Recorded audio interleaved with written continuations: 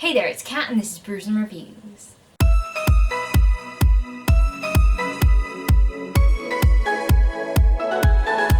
So today I'm going to be giving you guys my January 2020 wrap up, and there are 10 books on this list, so I think I had a pretty good reading month. It started off really slow because I was reading like larger books, but honestly I think I saved it with the 1,000 pages readathon because I just read quite a lot during that so far. There's still like 2 days left of it at the time when I'm filming this, so I can still read a little bit more, but that doesn't count for January because we're in February now, so yeah. So I read a total of 3,947 pages, which is, wow, a lot for me because I only read 10 books. It's not like I read like a whopping 20 or something like that and it was like made up of the smaller ones. No, I specifically read quite a few large books this month because it is one of my projects to read larger books during this year.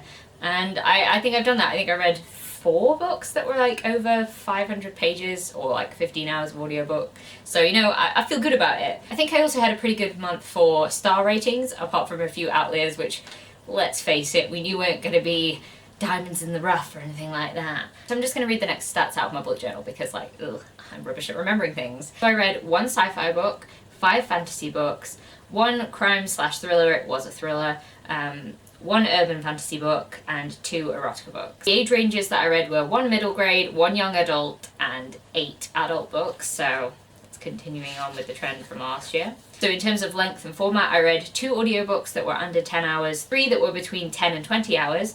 I read 2 novels that were between 200 and 500 pages, 1 novel that was over 500 pages, a graphic novel, and a collection of short stories. So yeah, I feel pretty good about all of these things. I feel like I'm starting out 2020 quite strong. Yeah.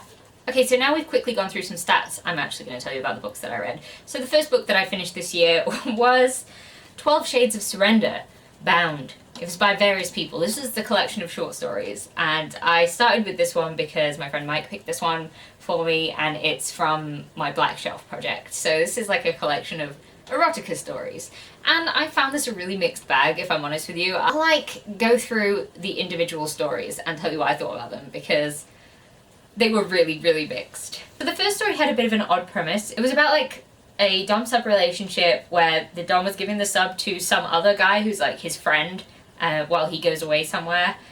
And then like they had like a strange sort of relationship where both of the characters went on a bit of a journey, and like it ended in a really nice place. While it was like a bit strange because it isn't the relationship that you were sort of expecting, because it does involve like multiple partners and that sort of thing, it's interesting. Very interesting, the dynamic and the way that it sort of developed. The thing that I loved about it is that it was all consensual, and it was very obviously consensual. Like, this woman agreed that she was gonna go with this other guy because that's what her dom had said. And I'm like, cool, if everyone's consensual in all this, it's all good. You can do whatever the hell you want. And they seem to all have a nice time, and it ended nicely. So that first story was like, cool, I like that. That was a good way to start this. So the second story though was like, what?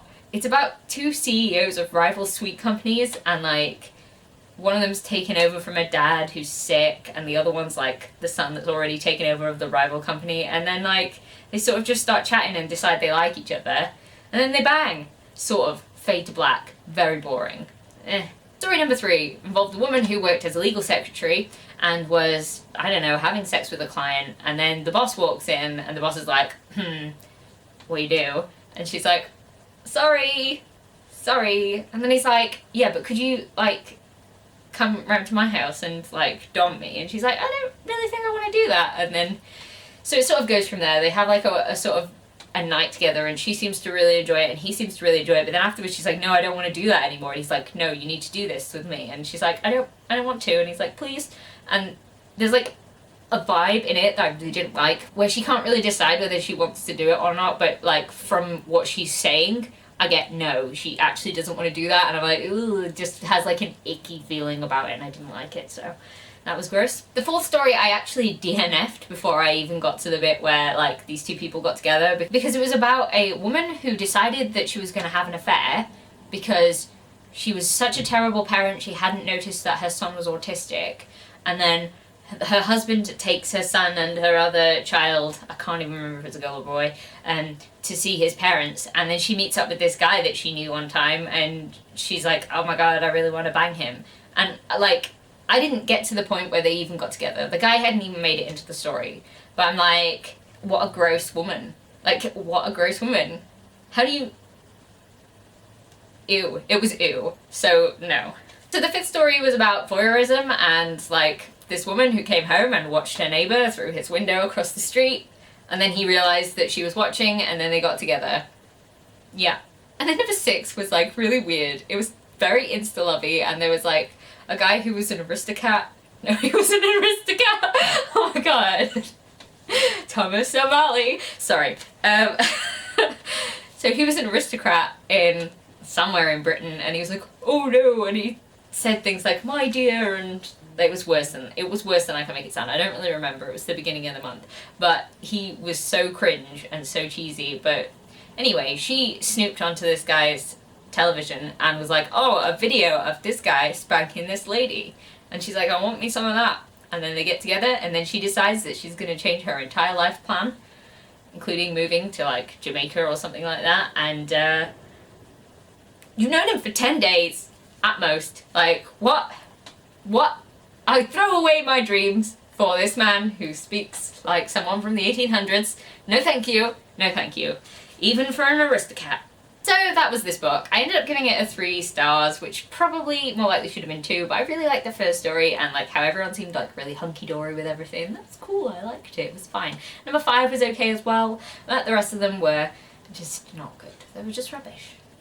So next up I read Come Tumbling Down by Shauna Maguire, and that is the 5th instalment of the Wayward Children series. It's the conclusion to Jack and Jill's story, I hope, and I found it okay. Yes, we were back in the moors, yes there were some interesting things that I really liked, the representation, etc. I really enjoyed that stuff, but like I'm so bored of Jack and Jill's story right now. I want to go into somebody else's fantasy world. I didn't want to go back to the moors.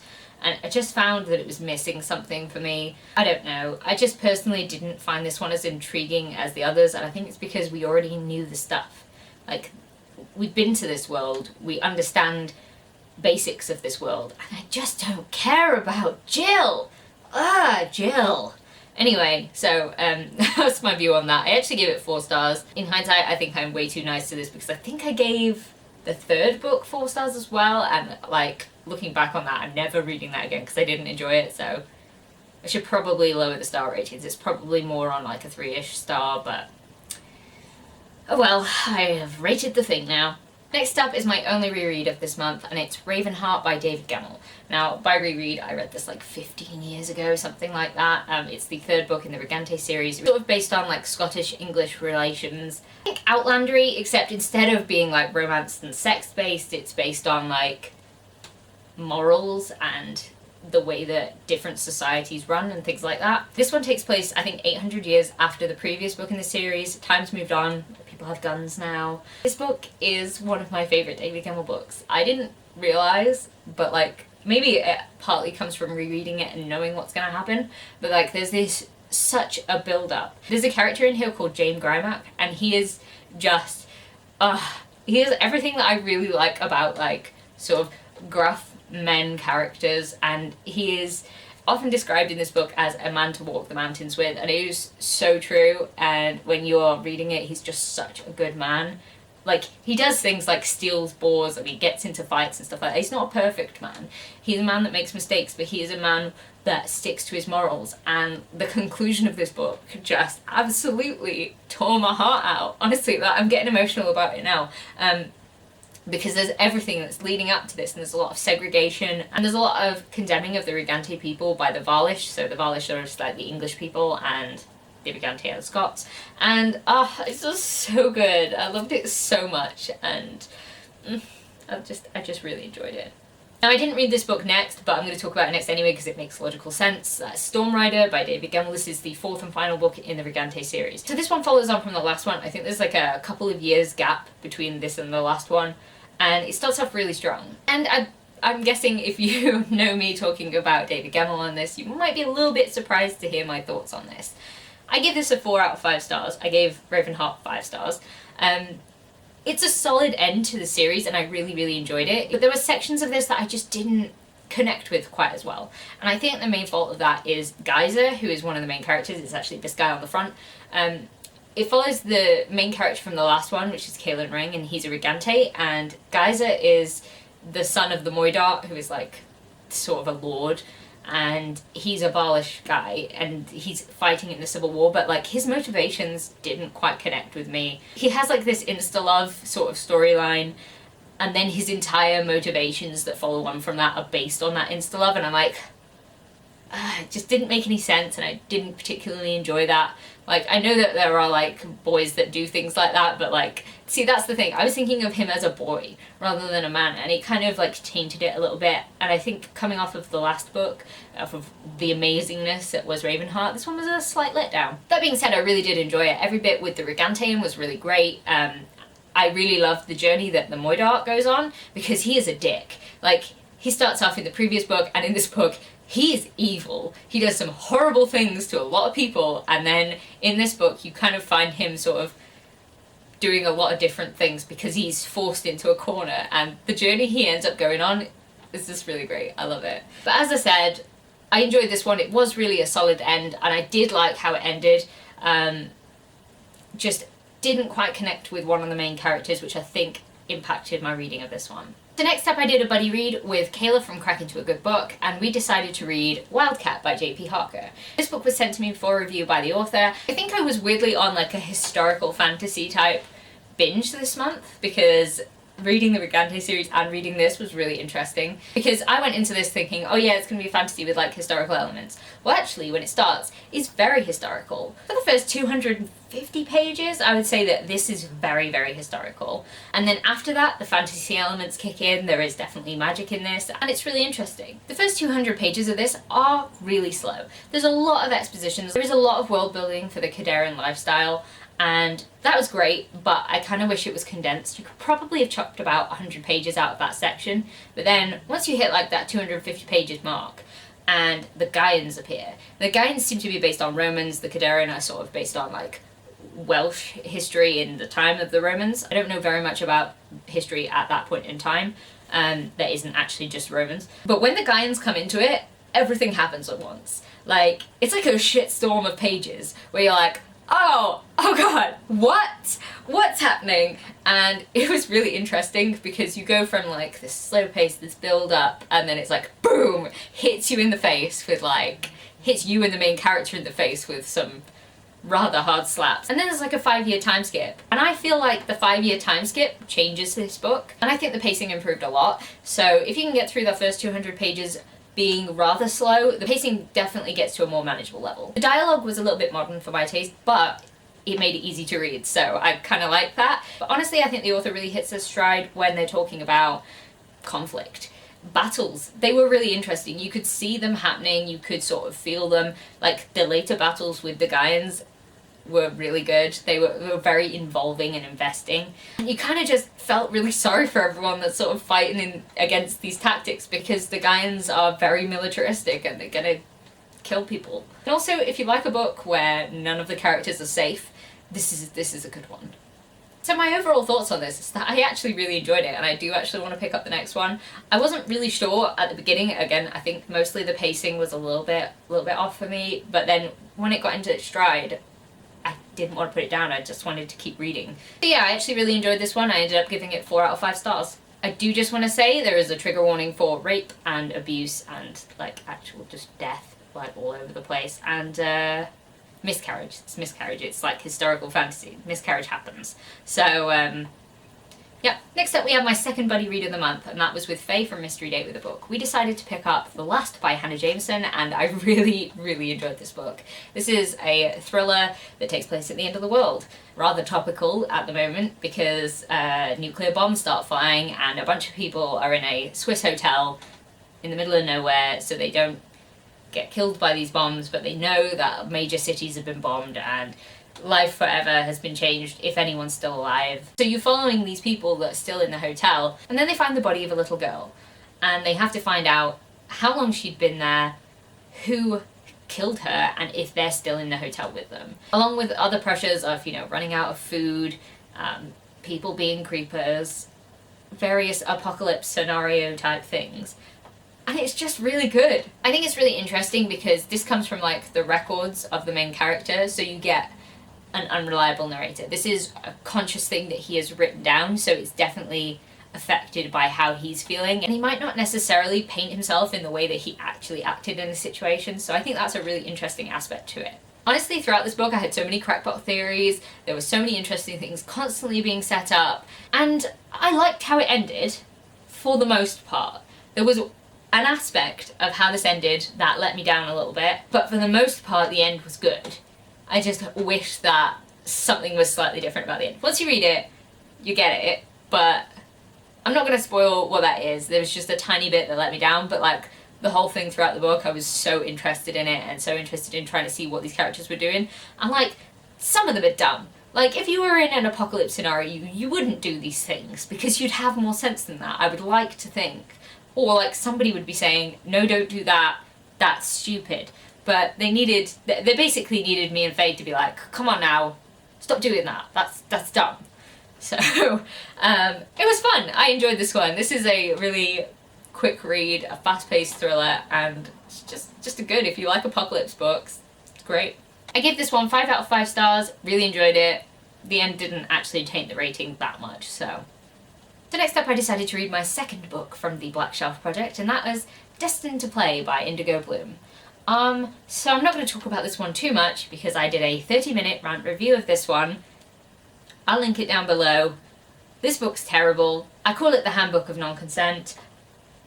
It involves a guy manipulating a woman to let him blind her and be his for 48 hours, and then he does stuff like throw her out of a plane and then like, I don't know, have an orgy. Like, it didn't make sense. It was so weird and I didn't like it, and it was so non-consensual and I did not like it, but I ended up giving this one 1 star. Are you surprised? No. Next up I picked up Descender Volume 2. This is the second in the Descender series. It's a graphic novel. It's awesome. I really liked this continuation and it left me with a cliffhanger, and I just need to pick up the next one immediately because I need to know what happens. The art in this is absolutely fantastic. It's watercolour and it's just stunning, and if you want a cool sci-fi graphic novel, pick this one because it's really good. Then I read Stormfront by Jim Butcher. This is the first book in the Dresden Files and I really enjoyed this one. It was really fun. It was like a paranormal murder mystery sort of thing, and it was just really good. I really enjoyed like different aspects of it. The humour was really interesting and I just had a good time with it. It's a tiny bit dated now, like the women are a little bit like, swoon, oh save me, or like, I'm really sexual, I don't know, that's not how women act. That's my sexy face. But yeah, that one was really fun. I don't really have that much to say about it because I don't feel like it made like a massive impact on me, but it was fun and I definitely want to continue with it. I feel like there were some really interesting things set up and I just want to check out the next one. And the last book I read in January was The Mark of Athena by Rick Riordan. It's the third book in the Heroes of Olympus series and I really enjoyed this one. I had an impression when I was going into this that I knew what was going to happen and I was like, I don't want it to do that. And then it didn't do that. So I was like, yay, it didn't do that. So basically what I'm trying to say is I expected one thing, but I got another, and I'm so glad that I did because I would have been really disappointed if I got what I thought I was going to get in this book. Obviously I'm not going to tell you too much about this because it's the third in a series of 5. I know a lot of people out there have read it, so I'm not going to spoil anything for anyone that hasn't yet. I really enjoyed how the heroes blended together in this one. The 7 heroes I just really liked them together, and I really liked how they sort of connected in different ways throughout the journey that they went on in this one. And also Annabeth's story. I loved Annabeth's story in this one. I was so connected to it and I was like, oh my god, that's so cool. So I really liked where they went in this book and how I'm really trying not to spoil things. It is so hard. So all I'm going to say now though is that cliffhanger though. I had to pick up the next one. I'm reading the next one. Spoilers for next month, but I'm reading The House of Hades now because I couldn't leave that cliffhanger. Ugh. I think it's my favourite in the series so far and I can't wait to see what happens. So there we have it. Those are the books that I read in January. I hope you enjoyed the inclusion of a bit of stats sort of things this month. I don't know, let me know what you think of it. Otherwise I won't do it again if you guys didn't like it. Let me know if you've read any of these books and we can have a chat about them down in the comments. I promise I will reply to the comments eventually. I know I'm rubbish, but I haven't forgotten, I promise. Trust me, I really want to. I'm trying. So if you like this video, please leave a like, comment, subscribe, and I'll see you in the next one. Bye!